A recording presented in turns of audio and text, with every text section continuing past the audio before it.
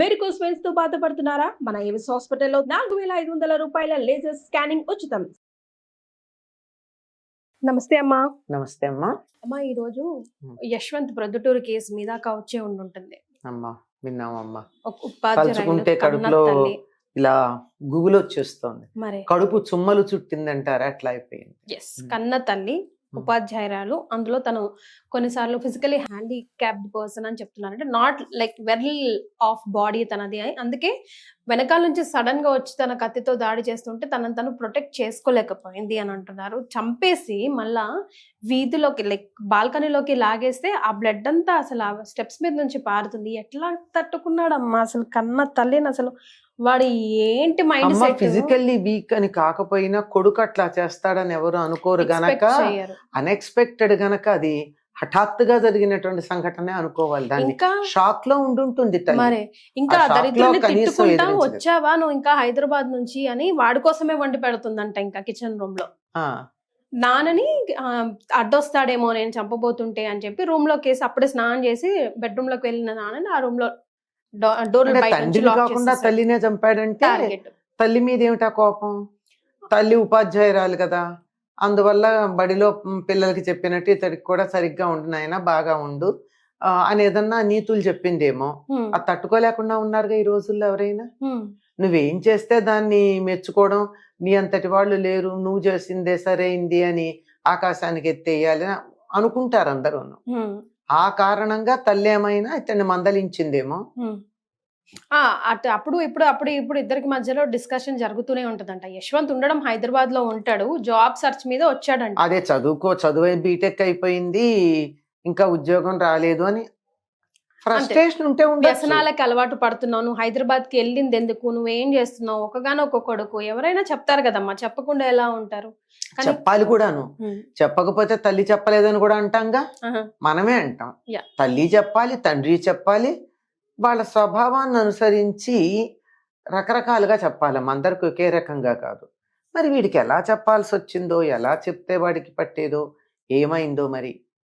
మీరన్నట్టు వ్యసనాలకే అలవాటు పడి ఉండాలి. ఆ వ్యసనానికి కావలసినటువంటి సొమ్ము చేతిలో పడకపోతే ఆ క్షణాన్ని వాళ్ళు ఏం చేస్తారో వాళ్ళకి తెలియదు. ఎవరిని ఎదురుగా ఎవరినుంటే వాళ్ళని చంపుతారు, లేకపోతే వాళ్ళే ఆత్మహత్యలు చేసుకుంటారు. అంతకన్నా ఎందుకంటే వ్యసనం తాలూకు లక్షణం, అందులో ముఖ్యంగా డ్రగ్స్ లాంటివి గనక అయినట్టయితే అతడికి ఉందో లేదో మనకి తెలియదు, వివరాలు తెలియవు కదా అంటున్నారు. ఏదో ఒకటి నార్మల్ అయితే కాదు అతను, హీఈస్ అబ్నార్మల్. బట్ ఆ వెరీ థాట్ రావడమే హీస్ వెరీ అబ్నార్మల్. చంపాలి అన్న ఆలోచన రావడం అబ్నార్మల్. అయితే డ్రగ్ అడిక్ట్ అవ్వాలి, లేదా మానసికంగా ఏదైనా వ్యాధి మానసిక వ్యాధి ఉండాలి. ఈ రెండు కాకపోతే మరి ఇంకేం కారణం ఉంటుంటుంది? ఎవరితోనన్నా ప్రేరేపించబడి ఉండాలి. ప్రేరేపించబడినా గాని అలా ఎందుకు చేస్తారు? మరి అంత ఇదిగాను. అందులో కన్న తల్లిని మరెవరినో కాదు, అసలు ఎవరిని చీమనే చంపలేం మనం. కుక్కకి దెబ్బ తగిలి కుంటెడుతూ ఉంటే తట్టుకోలేక బాధపడతాం. అట్లాంటిది సాటి మనిషినైతే మరీను, అందులో తల్లినంటే తప్పనిసరిగా వికృత మనస్థితి ఏదో ఉంది అతడికి, సహజ స్థితి లేదు. దేనివల్ల అన్నది మనం చెప్పలేం. ఏ దురలవాటు వల్ల కావచ్చు, ఇంకేదన్నా కారణం కావచ్చు, మరేదన్నా కూడా కావచ్చు. ఇప్పుడు ఆ తండ్రి ఎటు మాట్లాడతాడమ్మా? భార్యని కోల్పోయి ఆ దుఃఖంలో ఒకవైపు అది కూడా అసలు సడన్ షాక్ కదా, వీడేమో హంతకుడయ్యాడు, మళ్ళీ ఏమైనా కనీసం అయ్యో నేను ఇట్లా చేశానే క్షణికావేశంలో అన్నా అది కూడా ఉందా? అది క్షణికావేశంలో చేసింది కాదు, అది ప్లాన్డును హ్యాపీ. తను చేసిన పనికి తను సంతోషంగా ఉన్నాడు, తీసుకెళ్ళాడు, బయట పడేశాడు, పాటలు పెట్టు కూర్చొని విన్నాడు. తండ్రిని అడ్డొస్తాడేమో అని చెప్పి గదిలో పెట్టి తలుపేశాడు. వేసి మళ్ళీ అయిపోయాక పని అయిపోయిందని చెప్పాడు. అంటే దాన్ని బట్టి అతడు ఎంత కోల్డ్ బ్లడెడ్ మర్డర్ చేశాడు. అలా చేయాలంటే అది క్షణికావేశంలో చేసింది అయితే కాదు. అసలు ఇప్పుడు ఆ తండ్రికి కూడా లోపల ఎంత గుబులు ఉంటది. ఈ రోజు ఆమెకైంది, రేపు ఆయన కూడా అవ్వచ్చు, వాడుకొచ్చి చేసుకోవచ్చేమో. అదే ఇప్పుడు వీళ్ళు ఒకవేళ గాని అది డ్రగ్స్ తాలూకుది గనక అయినట్టయితే, మనకి తెలియదు అవునో కాదు, అది గనక అయినట్టయితే సమయానికి దొరక్కపోతే ఎదురుగా ఉన్న వాళ్ళన్నా చంపేస్తారు, లేకపోతే వాళ్ళన్నా చచ్చిపోతారు. కానీ వాళ్ళు చావరు. చచ్చే ప్రయత్నాలు చేస్తారు. వాళ్ళకి ఆ స్థితిలో లేకుండా పోవాలని ఉండదు, బతికుండి డ్రగ్స్ తీసుకోవాలని ఉంటుంది. అందువల్ల దానికి ఇతరులని భయపెట్టడానికి, ఏదో రకంగా ఆ డబ్బు సంపాదించటానికి కావలసిన పనులు ఏవైనా చేస్తారు, చచ్చినంత పని చేస్తారు. అంతేగాని చావరు. ఎదుటి వాళ్ళని అయితే చంపేస్తారు. అది ఉంది. ఒకవేళ డ్రగ్స్ అయితే ముందు దాని కింద అరెస్ట్ చేయాలి వాడిని. అదే తీసుకెళ్లిపోయారు. కానీ అసలు అర్థం కావట్లేదు. తీసుకెళ్లిపోయారంటే వాడేం పారిపోతే కదా వెతకడానికి, హాయిగా చేసి అక్కడే ఉన్నాడుగా, నేనే చేస్తానని ఘనంగా చెప్పుకుంటూ. ఆ విజువల్స్ కూడా మన దగ్గర ఉన్నాయి. అసలు అమ్మో, వాడిని చూస్తుంటే అసలు అర్థమే కావట్లేదు. మానసిక స్థితి ఎలా ఉంది, ప్రస్తుత సమాజానికి పట్టినటువంటి ఒక ప్రస్తుత సమాజాన్ని మనకి చూపిస్తూ ఉన్నటువంటి ఒక చిన్న క్లిప్పింగ్ మాత్రమే. ఇలాగే ఉంది తల్లిదండ్రుల పెంపకం కానీ, పిల్లల పెరుగుదల కానీ, వాళ్ళ మానసిక స్థితి కానీ ఇలాగే ఉంది.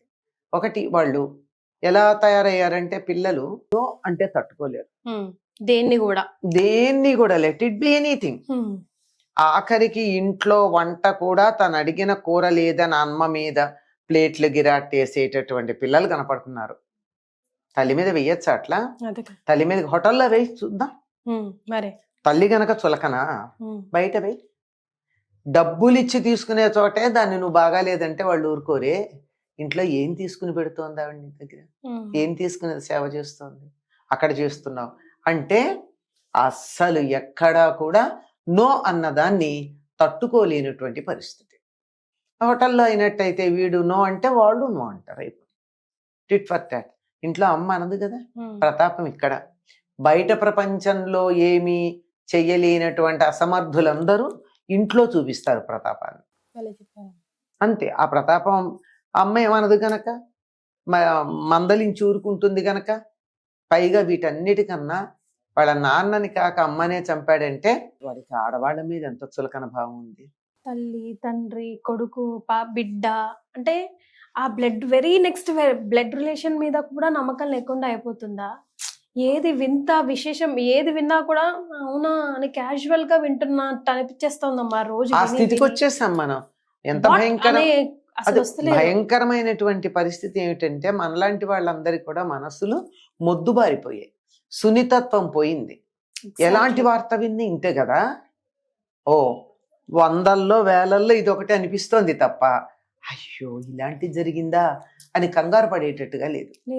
అసలు అది మానసిక స్థితి ఎట్లా ఉంది. ముందర దీనికి అంతా కూడా మనం తినే ఆహారం కానీ, వాతావరణం కానీ, మనం చూసేటటువంటి దృశ్యాలు కానీ, మనం వినేటటువంటి మాటలు కానీ, అరచేతిలో పెట్టుకుని చూస్తూ ఉన్నటువంటి సెల్ ఫోన్లో వచ్చే రకరకాలైన షార్ట్స్, రీల్స్, ఇంకేవేవో ఉంటాయి బట్టి చిన్న చిన్నవి నిమిషం 2 నిమిషాలు వచ్చేవి, అవన్నీ కానీ ఇవన్నీ ఏది కూడా మనలో ఉన్న సెన్సిటివిటీని, ఆ నాజుకతనాన్ని, సున్నితత్వాన్ని, ప్రతిస్పందించే లక్షణాన్ని, మెత్తదనాన్ని అలా అలా అలా అలా తుడిచిపారేసే మొద్దుల్లాగా, రాళ్లల్లాగా.